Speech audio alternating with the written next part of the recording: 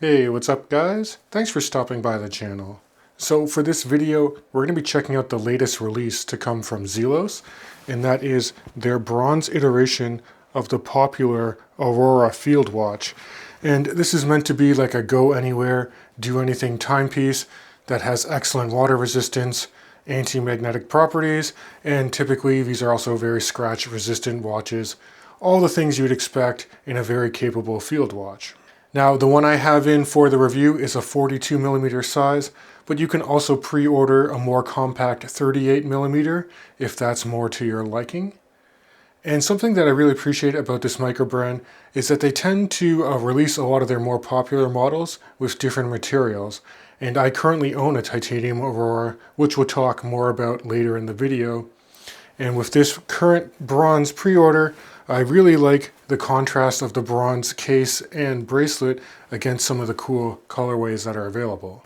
So why don't we flip perspectives now, and you guys can take a close-up look at this watch in the studio.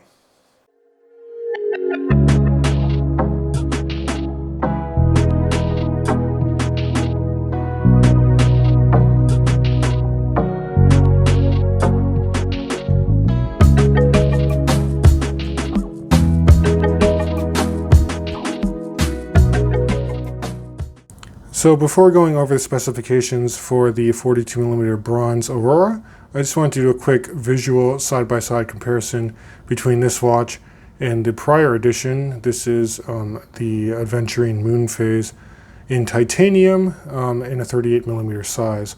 A watch that was kindly gifted to me by my wife on Valentine's Day because she knew that I romanticized the Moon Phase complication. But side by side, you can see that it does share the similar design language for the Aurora Field models, just in terms of the angular case, oversized crown, excellent bracelet options. But I will also say that the materials being used do also dictate the wrist presence you're going to get, because titanium is very lightweight and has more of a muted look to it. So sized up for my 7.5-inch wrist, this Moon Phase titanium version only weighs about 125 grams, and by contrast, when you compare that to bronze, which is much heavier and also just really pops out a lot more, this guy has more wrist presence and it weighs in at 185 grams on the supplied bracelet. Now, in terms of when this watch is going to launch, it's going to be right before Christmas of 2024. And pricing for these watches for the 42mm Onyx colorway that I'm showing you here is $429 US.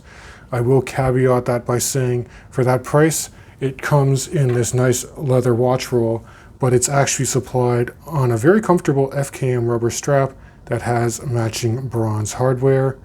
I don't want to minimize the fact that this is a very good quality FKM rubber. It even has like a fitted end link to it and is supplied for quick release spring bars, so you can actually swap it on to the bracelet if you want to shell out an additional $199 US. Now, I do want to be transparent that ZELOS did gift this watch to the channel on the bracelet as well for me to review, but I don't have to send it back afterwards. So please keep that in mind as I go through the specifications for this watch. Now, I already did mention the 42mm case diameter. If you flip the watch over to the side, lug to lug between my thumbs, I measure at 48.8 millimeters. And then in terms of overall thickness, it's only 12.4 millimeters from the bottom of that screwed down case back and then to the top of a flat sapphire crystal. Between the lugs is an even 22 millimeters for either the strap or this bracelet. Both of them taper by about a couple millimeters towards the clasp or buckle. And I will say that this bracelet, very nicely constructed H-link, held in place by individual slot screws for easy addition or removal of links. And then the clasp really been updated this year. It does have on-the-fly micro adjustment. This time, to activate that, you just depress the ZELOS medallion here, and that's going to release the slider mechanism on the underside. And I do want to show you the underside of the watch and bracelet. As you know, bronze can patina on your arm and cause a green coloration. That won't happen because the case back, as well as the underside of the bracelet, is done in 316L stainless steel that does not have any patina to it. So very nice composite metal being used for this watch. On the underside, it's stainless steel, but for the top side, the visual part anyone's going to see, it's all marine grade bronze. And this is the CU SN8 bronze, which has 8% tin, making it a lot more strong and corrosion resistant. So it's considered like a marine grade bronze, which is great for submerging the watch if you want to dive. It is rated at 200 meters of water resistance. And it does also have anti-magnetic properties because the Miyota 9 series movement in here is surrounded by a soft iron cage. So if you are familiar with the Aurora field design language, it's actually kind of cool because the base of a dial is actually a sandwich dial.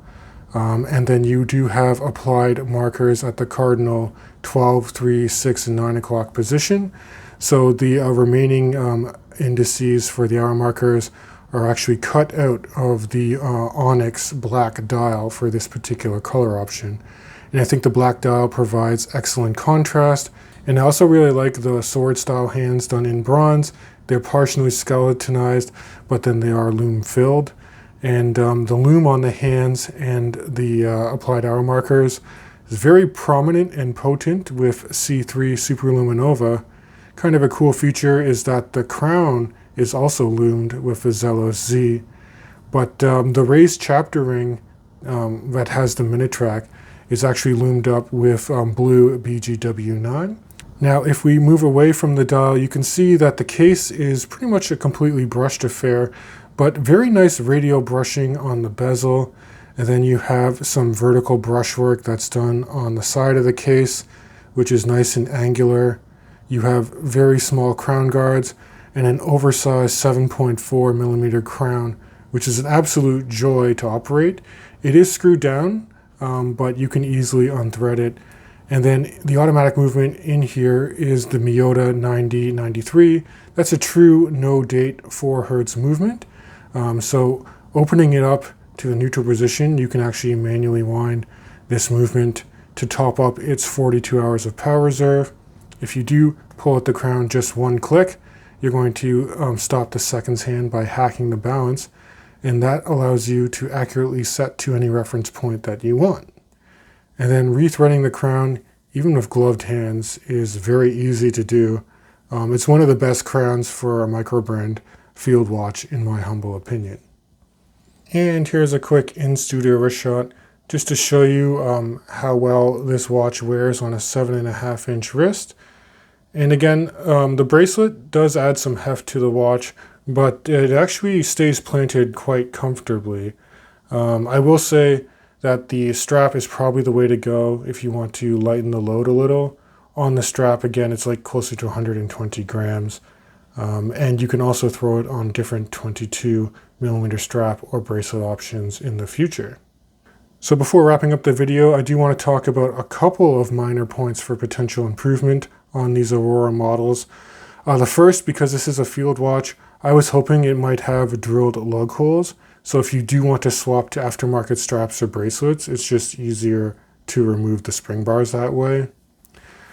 And then I will know people might be deterred by spending an additional $199 US for the bracelet. And I would say only go for the bracelet if you want that complete bronze integrated watch look. It is heavier, it's very well constructed though.